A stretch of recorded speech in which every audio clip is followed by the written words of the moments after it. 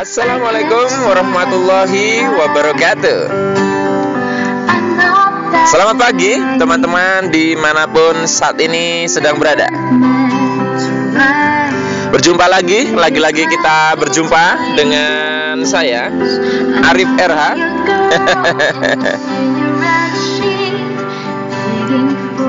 Dalam rekaman audio yang saya share secara free di dunia maya. Sebuah lagu mengawali perjumpaan kita dari ini dinyanyikan ulang ya. Saya lupa penyanyi aslinya siapa. Judulnya Superman, yang dinyanyikan ulang secara akustik oleh seorang penyanyi yang suaranya yahut banget ya, yaitu Sabrina. Oke. Ini sepertinya sih judulnya bukan Superman ya, tapi ini adalah theme song ya dari film apa ya, Superman apa Smallville ya, yang di televisi itu. Saya nggak terlalu ngikutin. Tapi apa tema yang akan kita bawakan pada kesempatan hari ini untuk kita diskusikan ya? Ya diskusinya dengan Anda sendiri ya, karena ini rekaman tentunya tidak bisa dua arah. Oke, teman-teman semua, tema yang akan saya bawakan pada kesempatan pagi hari ini adalah berjudul Antara Aku, Kau, dan Batu Krypton ya. Antara Aku, Kau, dan Batu Krypton. Iya, judulnya aneh. Ya, jadi begini, teman-teman, kalau kita mengamati baik-baik, kenapa ya kadang kita ini sudah belajar macam-macam ya, sudah menguasai macam-macam, kita sudah ahli dalam bidang apapun yang sudah kita kuasai. Entah itu Anda seorang penyembuh, Anda seorang dokter, Anda seorang terapis, apapun itu. Tapi dari pengamatan saya ada kecenderungan, saya bilang nggak selalu, tapi ada kecenderungan yang sangat kuat bahwa sehebat apapun kita akan selalu mengalami kendala ketika berurusan dengan orang-orang yang terdekat dengan kita. Ya, contohnya gini deh. Saya pernah belajar, belajar berbagai metode pemberdayaan diri, metode terapi, metode penyembuhan. Tapi ketika yang mengalami sakit itu misalnya ibu saya, bapak saya, ya, istri saya itu, adik saya misalnya. Kenapa kok efeknya ketika saya melakukan terapi tidak sehebat ketika kita melakukan ke orang lain yang justru mungkin tidak ada hubungan dekat dengan kita, gitu. Ya, bahkan beberapa dokter kita amati, mungkin dia akan kesulitan untuk menginfluence ya keluarganya sendiri, tidak sehebat saat dia menginfluence atau mempengaruhi pasien yang mungkin baru dikenalnya ketika berada di ruangan praktek. Ya, ada apa sebenarnya? Nah, teman-teman, kita akan bahas di rekaman ini. Nah, jadi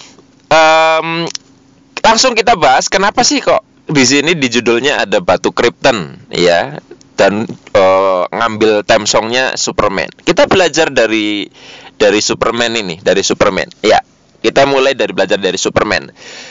Sepertinya saya mengasumsikan Anda sudah ngerti ya, cukup ngerti Superman itu apa ya dalam kisahnya. Tapi kalau saya buat ringkasan, Superman adalah seorang tokoh fiksi ya yang memiliki kemampuan super ya, manusia super, makanya disebut Superman. Di mana dia sebenarnya planet asalnya dari planet Krypton, lalu terjadi prahara di sana, prahara secara politik, perebutan kekuasaan, dan juga hancurnya planet itu sehingga Superman ini yang nama aslinya adalah Kal-El ya, Kal-El ini dikirim ke planet Bumi ya. Nah, karena terjadi perbedaan keadaan di Krypton dengan di Bumi, maka otomatis Superman memiliki kekuatan yang luar biasa ketika berada di Bumi. Sehingga dia bisa melawan gravitasi, memiliki kekuatan yang jauh melampaui orang-orang pada umumnya di Bumi. Ya. Sehingga apapun persoalan ya yang seharusnya tidak mungkin dilakukan manusia di bumi bisa dilakukan oleh Superman ya, sehingga dia jadi seorang pahlawan. Dia bukan orang tapi akhirnya jadi orang karena berada di bumi. Nah, tapi coba Anda perhatikan baik-baik, apa sih yang kita bisa pelajari dari Superman? Nah, kita sekarang akan mengambil 3 filosofi dari Superman. Kita perluas sedikit, nanti sampai pada poin terakhir kita mulai akan kaitkan lagi dengan tema kita. Nah, ada 3 kebijaksanaan yang kita bisa dapatkan dari kisah Superman itu. Yang pertama adalah, Anda perhatikan bahwa Superman mengenakan celana dalam di luar ya. Kalau pada umumnya orang pria itu kan mengenakan celana dalamnya di dalam ya. Nah, sekarang Anda ini mendengarkan rekaman ini, celana dalamnya di luar, di dalam, atau nggak pakai celana dalam? Ya, Superman celana dalamnya di luar, sementara orang-orang pada umumnya celana dalamnya di dalam. Nah, kita bisa lihat di sini bahwa Superman ini berbeda dengan yang lain. Nah, kita bisa mengambil sebuah filosofi bahwa kalau kita mau jadi super, jangan takut untuk berbeda. Doing something different. Ya, berpikir dengan cara yang berbeda. Ya, kata banyak pakar itu mengatakan bahwa ketika kita terjebak dalam sebuah persoalan, maka kita harus menggunakan sudut pandang cara berpikir yang berbeda. Ya, karena untuk keluar dari situ kita perlu melakukan sesuatu yang berbeda. Don't afraid to be different. Jangan takut untuk berbeda dengan yang lain, asalkan itu masih dalam koridor koridor yang bisa dipatuhi secara etika, secara moral ya. Lingkungan Anda, karyawan semua, Anda berbisnis, jangan takut berbeda kalau Anda ingin jadi super. Oke. Nah, kemudian yang filosofi yang kedua adalah Superman ini, Anda perhatikan, dia kalau di filmnya itu ketika mau berubah itu, ya, yang akan di zoom, di syuting itu bagian dadanya. Jadi ketika buka shot, terus ada huruf S di dadanya, pasti di syuting bagian situ kan.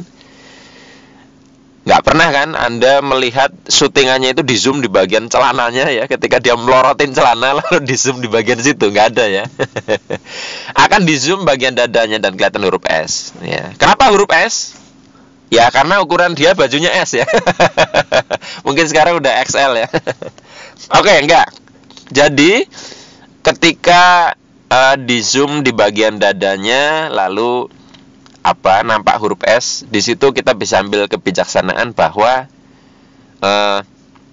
jika kita ingin super seperti Superman, maka filosofinya adalah bukalah hatimu. Ya, bukalah hati, open your heart. Ya, bukalah dadamu. Lapangkanlah dadamu. Ya, kita bisa lihat bahwa sebenarnya orang-orang yang sukses, yang berhasil itu mereka hebat sekali hatinya, terbuka, ya, mampu melalui segala aral, ya, hatinya sangat luas, ya, sehingga bisa menampung bahkan caci maki dari para haters misalkan. Nah, jadi bukalah hatimu, itu adalah filosofi dari Superman yang kedua. Nah, yang ketiga yang sangat nyambung dengan apa yang kita akan bahas ini, ya. Anda perhatikan sehebat-hebatnya Superman, kapan momentum saat dia lemah? Ya, kalau kita lihat dari filmnya, Superman itu lemah ketika dia didekatkan dengan pecahan batu atau pecahan dari planetnya Krypton itu, yang disebut batu Krypton, Kryptonite. Ya, Anda bisa lihat di situ ketika Superman berseteru dengan mantan sahabatnya. Ya, sebenarnya sahabatan terus terjadi konflik atau gimana saya nggak ngerti, nggak terlalu mengikuti sekali, lupa. Ya kan, selalu digunakan batu Krypton. Ya, ketika Superman berada dengan batu Krypton, dekat dengan batu Krypton, dia langsung lemah, ya, seperti bahkan lebih lemah dibandingkan orang biasa. Nah, kita bisa lihat bahwa ternyata kelemahan Superman adalah batu Krypton. Lalu filosofi dari batu Krypton ini apa? Teman-teman semua, batu Krypton ini adalah simbol, ya, sekali lagi simbol tentang hal-hal yang terdekat dalam diri Superman, riwayat hidupnya, sejarah hidupnya, orang tuanya, orang-orang terdekatnya, masa lalunya, semua, ya, semua yang terkait dengan sejarah Superman berada dalam simbol batu Krypton. Nah, dia lemah di situ. Nah, kaitannya dengan kita apa? Dengan judul Aku, Kau, dan batu Krypton. Kita semua ini Superman sebenarnya. Kita semua ini Superman. Dan kita punya kelemahan. Kelemahannya apa? Batu Krypton. Apa yang bisa melemahkan kita? Di satu sisi menguatkan kita, tapi di satu sisi kalau dalam kajian kita, orang-orang terdekat kita bisa melemahkan kita. Makanya dikatakan orang-orang bahwa kadang pencuri impian kita itu bisa jadi malah orang-orang terdekat. Karena orang-orang terdekat ini membungkus ya pencurian impian kita itu dengan cinta. Ya misalnya orang tua Anda mengatakan, "Le, jangan mimpi tinggi-tinggi. Bapak tuh sayang sama kamu, takut kamu gagal." Bungkusnya kasih sayang, bungkusnya cinta, tapi pelemahan di situ. Ya. Ketika Anda dicuri dengan olok-olok orang lain yang tidak ada hubungannya dengan Anda secara hubungan darah, wah impianmu nggak masuk akal gitu ya. Itu tidak akan terlalu mempengaruhi Anda. Tapi apa yang terjadi ketika misalkan yang ngomong seperti itu istri Anda akan lebih lemah. Kenapa Pak? Orang-orang terdekat Anda itu batu Krypton. Jadi Anda di satu sisi juga Superman, di satu sisi juga batu Krypton untuk yang lain.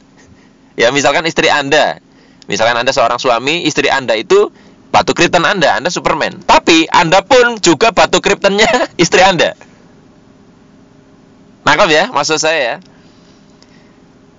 Nah Anda perhatikan makanya ya jangan jauh-jauh. Contohnya kenapa misalkan dalam agama saya diriwayatkan Nabi Muhammad ini bisa membuat orang-orang yang begitu frontal menyerang dia bisa menjadi beriman. Sementara orang-orang terdekat dia, pamannya sendiri saja tidak beriman. Orang terdekat loh, sekelas Nabi Muhammad tidak mampu membuat pamannya beriman.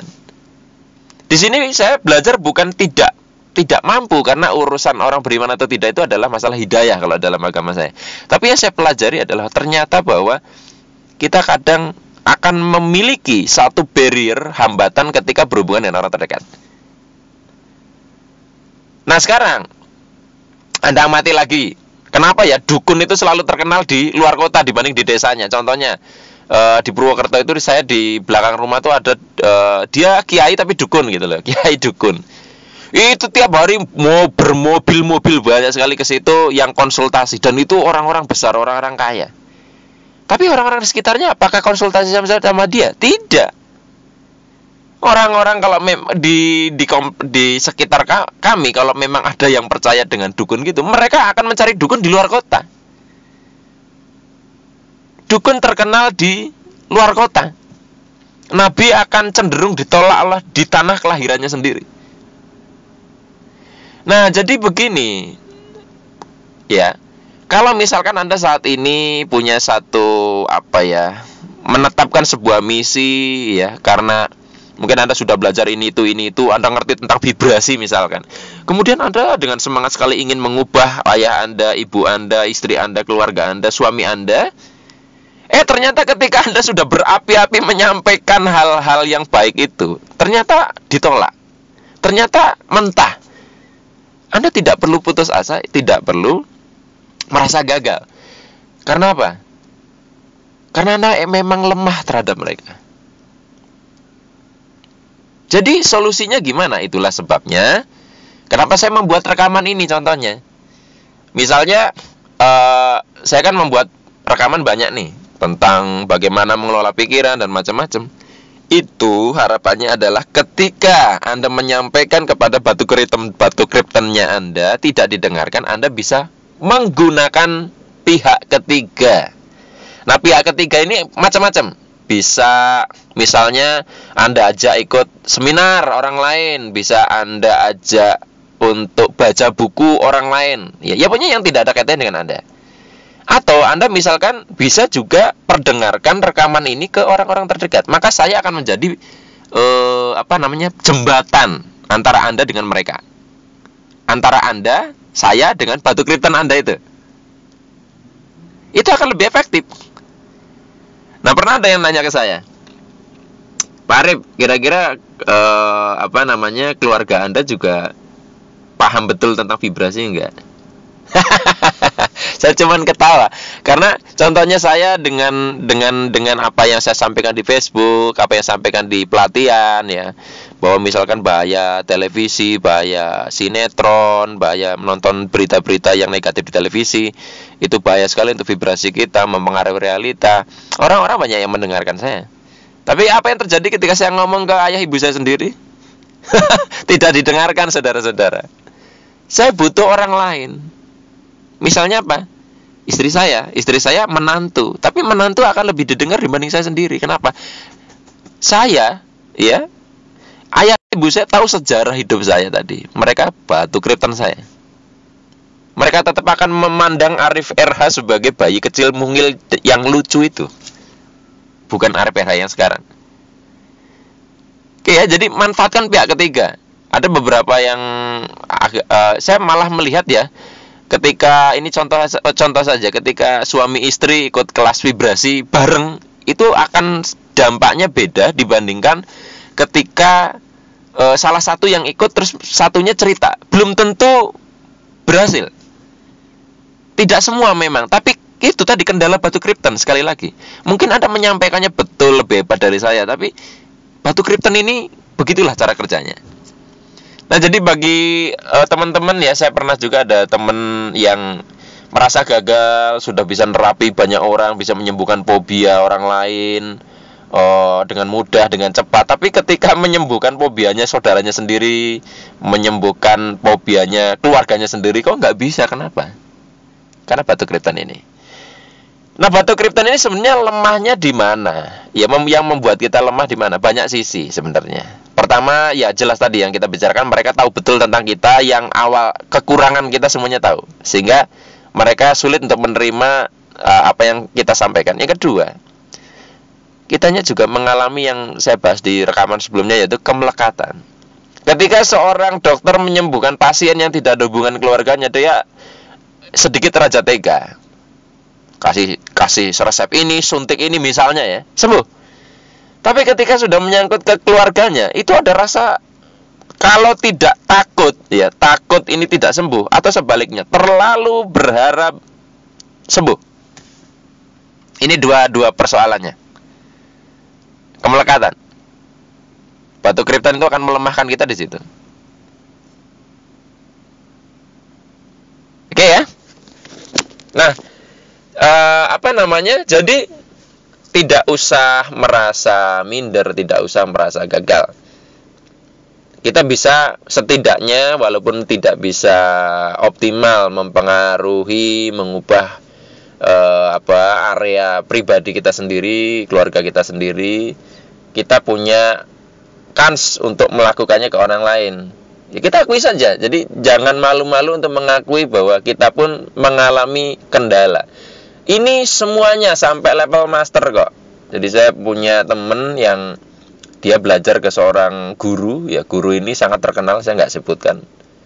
2 guru malah, ditanya semuanya sama jawabannya.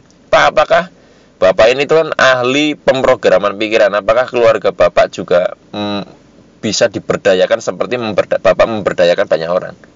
Jawabannya tadi, Nabi selalu ditolak di tanah kelahirannya sendiri. Anda mengerti ya maksud saya? Nah, jadi waspada juga bagi Anda yang mungkin sekarang sedang menjemput impian Anda, ya. Impian Anda adalah sesuatu yang tidak lazim di sebelumnya, ya. Dan misalnya Anda dekat dengan keluarga Anda, bahaya. Anda harus waspada betul ya. Mudah-mudahan sih bisa mensupport ya. Tapi kalau tidak mensupport, saran saya adalah Anda mending beri jarak. Contohnya gini deh. Misalnya Anda dan istri sedang menekuni satu usaha, ya, wira swasta, sementara tradisi di keluarga Anda, ayah Anda, ibu Anda adalah pegawai negeri misalnya. Itu bisa terjadi pelemahan loh, karena orang tua mungkin berharap Anda juga sama seperti mereka, yang jadi karyawan, jadi pegawai dan sebagainya. Nah, yang jadi repot lagi adalah ketika Anda satu rumah dengan mereka. Satu rumah. Anda misalnya belum punya rumah. Kalau saya menyarankan mending Anda keluar dari situ. Kalau Anda belum mampu beli, kontrak. Pokoknya beri jarak. Karena apa? Selama Anda masih di situ, itu luar biasa. Anda sudah vibrasinya tinggi, kesedot lagi, vibrasinya tinggi, kesedot lagi. Bukan saya mengatakan mereka itu musuh Anda, bukan. Tapi kalau di Jawa itu begini, di Jawa itu ada istilah cedak adoh mambu wangi, cedak mambu tai. Jadi kalau jauh itu baunya harum, kalau dekat baunya bau nggak enak, bau tai ya, bau kotoran. Itu sama. Jadi kadang saudara kalau deket itu malah sering cekcok, tapi kalau jauh malah harmonis ya, tidak terlalu deket-deket banget. Nah ini dia maksud saya adalah itu untuk mengurangi efek dari batu kripton itu, berikan jarak. Nah disinilah makanya perannya para psikolog, terapis itu menjembatani Anda. Saya pun sama, saya butuh orang lain. Saya juga butuh orang lain. Saya butuh saran dari orang lain. Saya butuh bantuan dari orang lain. Itu normal gitu ya. Nah, sampai sini bisa dipahami ya maksud dari saya membuat rekaman ini. Baik teman-teman, bagi Anda yang masih tertarik untuk mengeksplorasi tentang vibrasi, Anda bisa mampir ke website saya, judulnya www.ikhlaspasrah.com, nyambung ya, www.ikhlaspasrah.com ya.